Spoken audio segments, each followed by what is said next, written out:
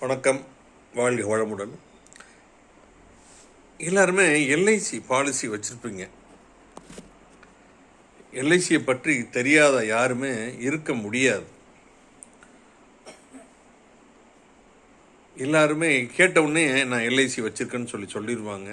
எவ்வளோ வச்சுருக்கோம், அது நம்ம குடும்பத்துக்கு போதுமானதா அப்படிங்கிறத நம்ம சிந்திக்கணும். நிறைய பேர் இந்த கவர்மெண்ட் எம்ப்ளாயெலாம் பார்த்திங்கன்னா நிறைய பாலிசி வச்சுருப்பாங்க. அதே மாதிரி நீங்கள் ஒவ்வொரு தடவை உங்களுக்கு 6 மாதத்துக்கு ஒரு தடவை அரசு பணியாளர்களுக்கெலாம் பஞ்சப்படி டியர்னஸ் அலவன்ஸ்னு சொல்லுவாங்க. இன்க்ரிமெண்ட்லாம் வரும்.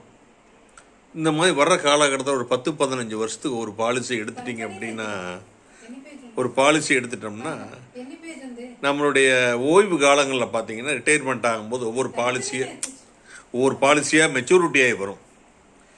இப்போ வேணால் நீங்கள் எப்படி வேணாலும் இருக்கலாம், எதிர்காலத்தில் அது யூஸ்ஃபுல்லாக இருக்கும். நிறைய பேர் என்கிட்ட கேட்குற கேள்வி, எல்ஐசி பாலிசியில் பெர்சன்டேஜ் குறைவாக இருக்குது அப்படின்னு சொல்லுவாங்க. 5.5, 6, 7, 8 இந்த சதவீதத்தில் எல்ஐசி ரிட்டர்ன்ஸ் கிடைக்கும்.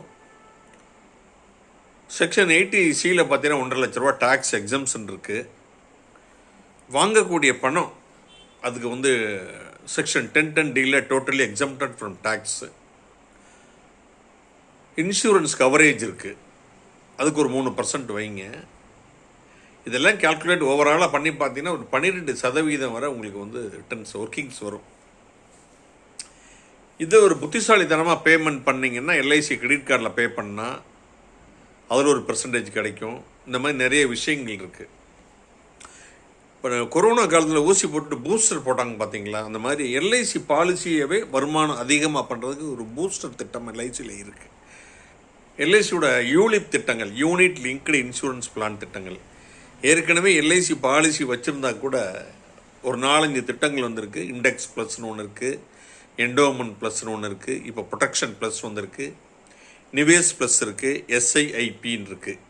இந்த திட்டங்களில் நீங்கள் மொத்தமாகவோ மாதமோ ஏதோ ஒரு இன்வெஸ்ட்மெண்ட் பண்ணுறமோ ஒரு திட்டத்தை செலக்ட் பண்ணிங்க அப்படின்னா, ஒரு 10 வருஷத்துக்கு மேலே வெயிட் பண்ணிங்கன்னா ஒரு 15% உங்களுக்கு ரிட்டர்ன்ஸ் கிடைக்கும். ஏன் நான் எல்ஐசியை ரெஃபர் பண்ணுறேன்னா, எல்ஐசி முற்றிலும் மத்திய அரசுக்கு சொந்தமான நிறுவனம். உங்கள் பணத்துக்கு மத்திய அரசு நான் பணம் கொடுக்குறேன்னு ஜாமீன் கேரண்டி கொடுக்குது. அதனால தான் நான் எல்ஐசியை ரெஃபர் பண்ணுறேன்.